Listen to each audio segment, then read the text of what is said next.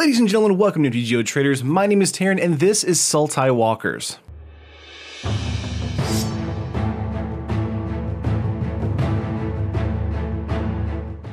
So last week I did a Jund Friends list, and this is kind of a tweak on that, but instead of red, we're adding blue. But of course, before I get into the video, make sure you hit the like on the video if you like the video, and subscribe to the channel if you haven't already, and hit the bell right beside the subscription button to know when we upload a new video on the channel and when we go live on the stream right here on YouTube. But without further ado, let's get into it. The only creature in the deck for us is the Scarab God, a fantastic 5-drop, 5/5 god that is a 3-of. At the beginning of your upkeep, each opponent loses X life and you scry X, where X is the number of zombies you control. You can pay for exile target creature card from a graveyard, create a token that's a copy of it, except it's a 4/4 black zombie. And of course, when Scarab God dies, return it to its owner's hand at the beginning of the next end step. Even though we don't have any other creatures besides the Scarab God in our deck is kind of designed to go up against other creature-based strategies. So that means the Scarab God is going to be grabbing other creatures in our opponent's graveyard, reanimating them as a 4/4, and of course we get the life loss and the scry ability from it. This is sort of a pseudo ramp deck for us, and the Scarab God is going to be a great turn 4, turn 5 play for us all the time. But of course, that is it for creatures. Let's get on to Planeswalkers here. We have 4 Nissa Vital Force, a 5-mana, 5 loyalty counter, Planeswalker with 3 abilities. Of course, Nissa's +1 is the untap a land. It becomes a 5/5 elemental. It has haste, and of course, it starts swinging in turn over turn. This is a great way to grab the other Planeswalker in our deck. We have 3 Vraska Relic Seeker, a 6-mana, 6 loyalty, 3 ability Planeswalker. +2 is to create a 2/2 pirate creature token with menace. -3 is, of course, destroy target artifact, creature, or Planeswalker. And of course, it gives us a treasure. So another great way to ramp or enable a Fatal Push trigger to hit on 4 mana instead of 2 mana. Again, with these 3, we have the Vraska, the Nissa, the Scarab God. It's just a great way to lock down our opponent, and each one of these is actually a great game-ending winner. But that is it for actually Planeswalkers and creatures. Let's get on to spells here. We have 4 Fatal Push, a 1-mana instant. It's the best black 1-drop. It's the best card in standard until rotation. You know what it is. Fatal Push is, of course, an instant. Destroy target creature if it has converted mana cost 2 or less. And of course, Revolt. Destroy that creature if it has converted mana cost 4 or less, instead of a permanent you control left the battlefield this turn. We have cards like Treasures and, of course, Evolving Wilds in our deck to make sure that Fatal Push is going to be going off, giving us the ability to hit something with a bit more of a higher converted mana cost. Next up, we have 2 Negate in the main board here. Of course, Negate is a fantastic counterspell for us. 2-mana instant, counter target non-creature spell. That's going to be anything against another control strategy against our Planeswalkers, as well as removal against our Scarab God. Negate is overall a fantastic way to kind of push back some counters and push back some removal. Moving on from Negate, we have 3 Walk the Plank. Because Merfolk is really not that big of an issue right now in Standard, Walk the Plank is going to be in here basically as a 2-mana removal spell with sorcery speed. Destroy target non-Merfolk creature, and of course, because there aren't a lot of Merfolk around, that's going to destroy basically everything in the format. The only sad thing, of course, is that this is sorcery speed, but for 2 mana, I think that's a good trade-off. Next up, we have 4 Bantu's Last Reckoning. In the last one for Jund Friends, we had Sweltering Suns and Bantu's Last Reckoning, but I think here we're just going to do a complete 4 of Bantu's Last Reckoning. A 3-mana sorcery, destroy all creatures, lands you control don't untap during your next untap step. So this is a great way to clear the board if we need to. A Scarab God, of course, can come back to our hand. And another great way is if we need to get creatures into our opponent's graveyard for Scarab God to reanimate, we can do that too. But moving on from Bantu, we have 2 Supreme Will. It is a 3-mana instant. Choose 1, counter target spell unless its controller plays 3 colorless, or look at the top 4 cards of your library, put 1 of them into your hand, and the rest on the bottom of your library in any order. So Supreme Will is a fantastic way to either counter a card that they're tapping out for, so maybe a Scarab God or a Planeswalker as well, but it's also a great way to kind of stack our deck and make sure we get a card that we really need from the top 4. In the last few regular spells, we have 3 Vraska's Contempt, a 4-mana instant, exile target creature or Planeswalker, you gain 2 life. This is, of course, against the Chandra, Torch of Defiance of the world, these Scarab Gods that are against us, and of course, anything like a Hazoret or a creature that's just a really big pain in the butt that we really need to get rid of immediately. And of course, it does exile it, so that means Scarab God can't grab it, but that should be fine for us if it's something like a Scarab God on our opponent's side of the field, because we really don't want that reanimating. Moving on to artifacts, we have 2 Treasure Map. This is a great turn 2 play for us. Of course, it's an artifact. You can pay 1, scry 1, put a landmark counter on Treasure Map. Then if there are 3 or more counters on it, remove those counters and transform it. It then transforms into Treasure Cove, and of course, it creates 3 colorless treasure tokens for us. Those can be used for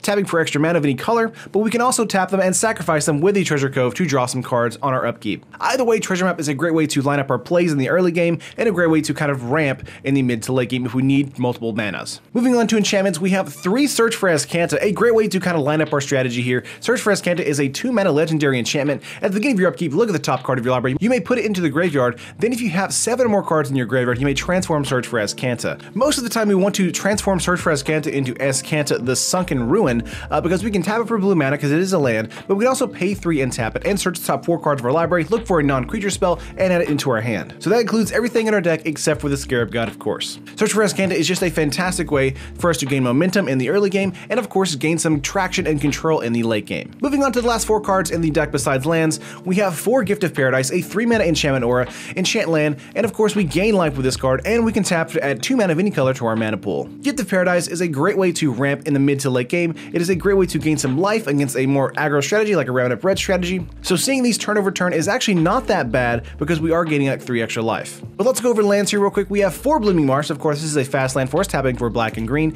We have 4 Botanical Sanctum. Of course, this is again a fast land for us, tapping for green and blue. Then we have Drowned Catacombs. This is a buddy land that actually comes in tapped if we don't have a swamp or a island on the battlefield, but it does tap for swamp and island as well. Then we have 4 Evolving Wilds. We're going to make sure that we're going to be either getting off a Fatal Push for Volt Trigger or thinning our deck more because of the land in the deck. Then next up we have 2 Forest, 2 Island, and 3 Swamp. We really need some more Swamp because of the Fatal Push we have in the deck because of turn 1, as well as the Bontu's Last Reckoning, and of course Vraskic's Contempt with the double black requirements. One thing I want to say about the land base here is that Evolving Wilds I feel like might need to be taken out if you're running into a situation where you really need lands not coming in tap the turn they're played. However, we're kind of playing the long game here with our deck, so I think it's fine. But of course, we have a lot of creature removal for game 1. Let's say we're up against a deck that doesn't have any creatures to deal with, like a blue-white approach or something like that. Let's go to the sideboard for us. In the sideboard, we have 4 Duress, a 1-mana sorcery. Target opponent reveals his or her hand. You choose a non-creature, non-land card from it. That player discards this card. So this is a great way to get against a control strategy or a blue-white approach strategy. Anything that we really don't like against our hand, either controlling us or shutting down our game plan. Next up, we have 2 Descender's Deliverance, a great way to represent against a Godpharaoh's Gift strategy. This is a 2-mana destroy target artifact, and of course it has cycling for 1 green mana if we don't need it. Duress and Descender's Deliverance will most likely come in against the Godpharaoh's Gift strategy too.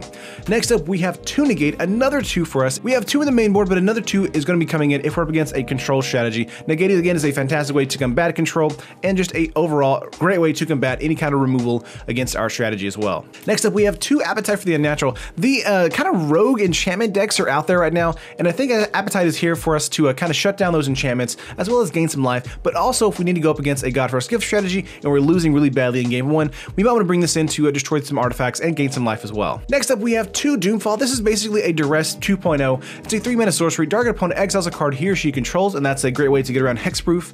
And also, target opponent reveals his or her hand. You choose a non-land card from it, exile that card. So if we're up against a control strategy, more likely than not, they'll have just 1 Scarab God on the battlefield at the beginning. So Doomfall is a great way to get rid of it as an exiling it, but also in the mid to late game, we can actually look at our opponent's hand and either grab a big bomb from their hand or maybe some more control magic. So I think Doomfall overall is a very flexible card for us and great at the 3-mana slot.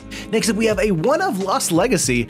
There are some random decks right now in Ixalan because of the prevalence of things like Star of Extinction and just random other things like that. I think Lost Legacy is a great way to just kind of represent that. Of course, against an Approach to the Second Sun deck, this is definitely going to be coming in. Lost Legacy is kind of not a great card, but at the same time, it's also a very good card if you get it early against an Approach deck. So Lost Legacy is one of those cards where if we know what kind of strategy they're doing and they really need 1 card and they have 4 copies or 3 copies in their deck, we want to Lost Legacy it as soon as possible. But of course, we're only representing a 1 of here because it is one of those cards where it's great early, but it's terrible late. And the last 2 cards in the sideboard here, we have 2 River's Rebuke. One of the things against a more token-heavy strategy we have is Bontu's Last Reckoning, but if we really need to get rid of things like stockpiles, things like that, or any other enchantments like Anointing Procession, River's Rebuke is really going to help us kind of clear the board and make sure we can kind of reset the board state so we can get in with either our Nissa lands, some Vraska 2/2s, or maybe even the Scarab God Bring animations.